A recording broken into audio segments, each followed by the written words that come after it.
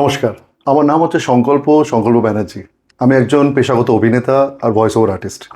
গত ৮-১০ বছর ধরে আমি বিভিন্ন রকমের চলচ্চিত্র, web series, theatre, voice over project আর অ্যাড ফিল্মে কাজ করিয়ে বেরিয়েছি।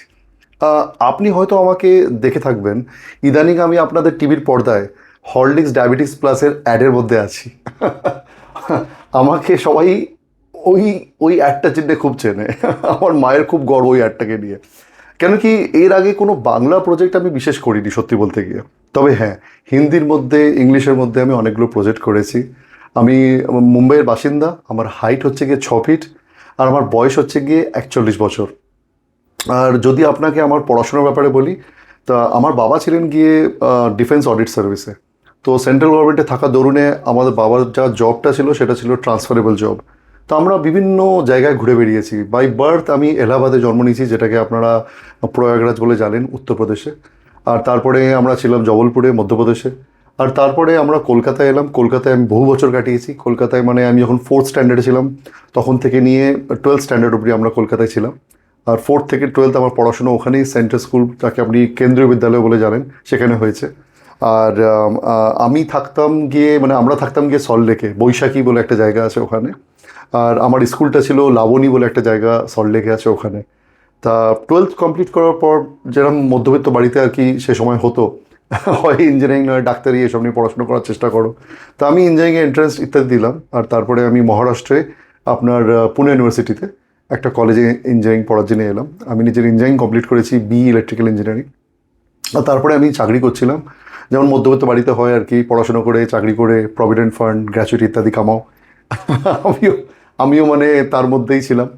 আর আমার মানে খুব ইচ্ছে ছিল অ্যাক্টিং নিয়ে কিছু করার, কিন্তু কোনোদিন মানে বাড়ি থেকে সেই সাহসটা পাইনি আর কি।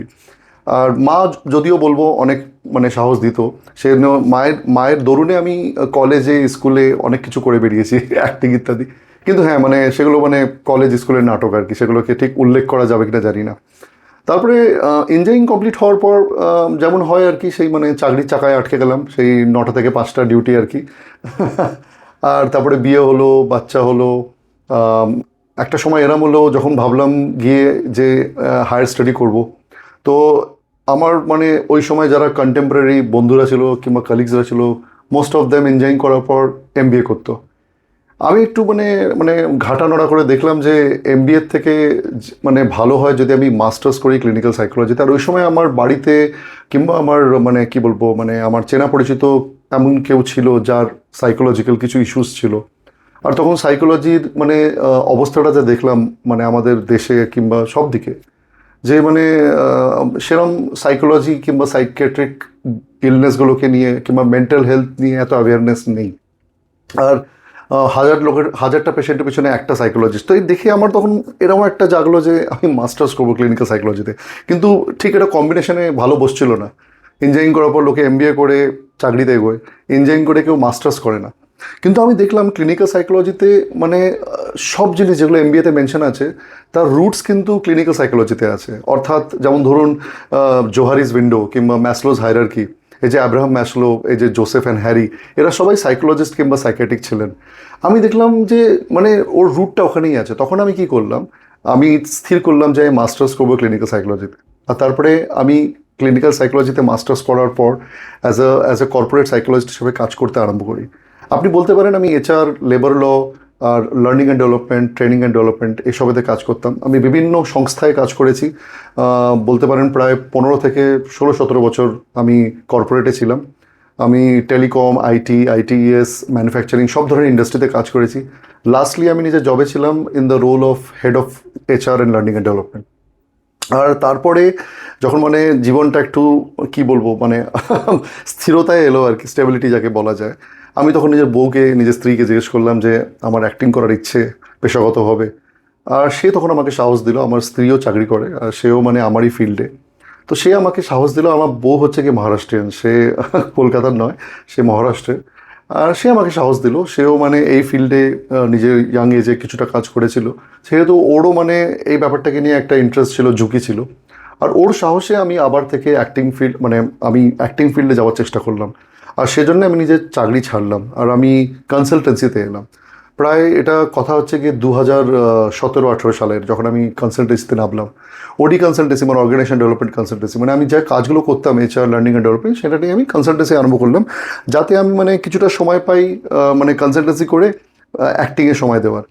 কিন্তু আমার কপাল এরম যে 2 বছর এগুলো করার পর আমি হঠাৎ করে মানে পড়ে গেলাম সেই কোভিডের পাল্লায়, যেটা কি পুরো দুনিয়াই পড়েছিল। আর তখন মানে এমন অবস্থা হয়ে গেছিলো যে কি করে ম্যানেজ করি, কেন কি ওই সময় সিনেমা জগৎটাও বন্ধ ছিল। তখন আমি থাকতাম পুনেতে, আর আমি তখন আস্তে আস্তে বম্বে শিফট হচ্ছিলাম। আর কিছু কিছু প্রজেক্টে কাজ করছিলাম, যেমন স্টুডেন্ট অফ দ্য ইয়ার 2 বলে একটা সিনেমা আছে, তাতে আমি প্রথম কাজ করলাম সিনেমাতে। ছোট্ট রোল ছিল, কিন্তু মানে কাজ করলাম বড় প্রজেক্টে আর কি। তারপরে আস্তে আস্তে অল্ট বালাজির প্রজেক্ট ছিল, once upon A time in Kolkata. তারপরে আস্তে আস্তে অ্যামাজন প্রাইমের প্রজেক্ট পেলাম। এরকম করতে করতে বিভিন্ন রকম প্রজেক্টে ঢুকলাম। ইনফ্যাক্ট আমোল পালেকার নিজের একটা কামব্যাক থিয়েটার করছিলেন, সেটার মধ্যে ওনার একটা ভয়েস ওভার আর্টিস্ট দরকার ছিল বাঙালি চরিত্রে। তো সেটাতেও আমি কাজ করেছি, সেটার নাম হচ্ছে কুসুর। এইভাবে আমি অনেকগুলো প্রজেক্টে আস্তে আস্তে কাজ করতে আরম্ভ করলাম। টিভি সিরিয়ালে একটা চরিত্র পেলাম, আপনার জি জি টিভিতে একটা কালার্সে পেলাম। আর আমি মারাঠি রোলও করেছি, হিন্দি রোলও করেছি, ইংরেজি রোলও করেছি, আর বাংলা রোল করেছি কিন্তু অ্যাডে।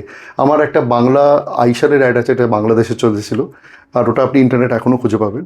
আর তারপরে হরলিক্সে অ্যাডটা করলাম। আমার মা চিরকাল চাইতো যে আমি কিছু বাংলায় কাজ করি, আর আমারও ভীষণ ইচ্ছে কাজ করার, কিন্তু হ্যাঁ সেরকম সুযোগ হয়ে ওঠেনি অবভিয়াসলি। কেন কি আমি থাকি বম্বেতে, আর বম্বেতে বিশেষ মানে যা কাজ হয় মোস্টলি হিন্দি আর ইংরেজি, আর খুব জোর হলে সাউথের। তো যখনই আমি অ্যাড ট্যাড পেয়েছি, আমি নিশ্চয়ই করার চেষ্টা করেছি, আর করেছিও। যেরকম আমি বললাম আমার হরলিক্সের অ্যাডের কথা। আর আমি মানে আপনাকে যদি বলি, মানে আমার পড়াশুনো যেটা আমি সাইকোলজি নিয়ে করেছিলাম, ওটা আমার খুব মানে মনের কাছের জিনিস। আমি এখনও ক্লিনিক্যাল সাইকোলজির as a clinical psychologist counselling করি, কর্পোরেটেও করি, আর আমি নিজের ওডির কনসালটেন্সিটাও করি কিছু মাত্রায়। কিন্তু আমার এখন মেজর যদি ফোকাস বলেন কি অ্যাজ এ পেশাগত অভিনেতা হিসেবে 80% আমার যেটা মানে প্রফেশনাল ইনভলভমেন্ট আছে, ওটা আমার অ্যাক্টিংয়েই আছে। আর আমি বম্বেতে থেকে বিভিন্ন রকমের প্রজেক্টে কাজ করছি। আমার একটা মারাঠি বই আসছে, আপনি নিশ্চয়ই নাম শুনেছেন এই ভদ্রলোকের, নাগরাজ মঞ্জুলে। উনি একজন খুব বড় দিগদর্শক, মানে ডাইরেক্টর আর কি। আর ওনার সিনেমা হচ্ছে গিয়ে যেটা খুব ফেমাস হয়েছিল সাইরাট বলে, আর ওর অনেক সিনেমা আছে ওনার। আপনি ওনার হয়তো ঝুন্ড বলে বইটার নাম শুনেছেন, যেটা অমিতাভ বচ্চন অ্যাক্টিং করেছিলেন। ওই ডাইরেক্টরের একটা বই আসছে আগামী বছর, খাসাবা বলে। তো তাতে আমি একটা পিরিয়ড, ওটা একটা পিরিয়ড ড্রামা কুস্তিগিরদের নিয়ে। আর খাসাবা একজন ছিলেন যিনি প্রথম আর কি কুস্তিগির হয়েছিলেন ভারত থেকে, যিনি অলিম্পিকে পদক জিতেছিলেন। তো আমি তার অপোনেন্টে যে মানে ছিল, সে ভদ্রলোক ছিল তোমার রেসলারটা ওয়েস্ট বেঙ্গল থেকে, আর আমি তার কোচ হিসেবে ওই সিনেমায় আর কি চরিত্র করেছি। আর সেই সিনেমাটা আগামী বছর রিলিজ হচ্ছে। ঠিক এমনি ফ্যামিলি ম্যান সিজন 3 অ্যামাজন প্রাইমে আসছে, আমি তাতেও একটা চরিত্র করেছি, মনোজ বাজপেয়ীর একটা ওয়েব সিরিজ। আর আমি রিভলিউশনারিজ বলে একটা অ্যামাজন প্রাইমে সিরিজ আসছে, তাতেও একটা খুব ভালো চরিত্র করছি, একটা ক্রান্তিকারী হিসেবে। তো এরকম বিভিন্ন রকমের চরিত্র আমি করছি, কাজও করছি।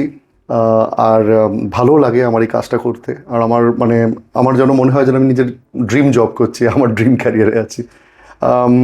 আপনাদের জন্যে আমার প্রোফাইল এই ধরনের।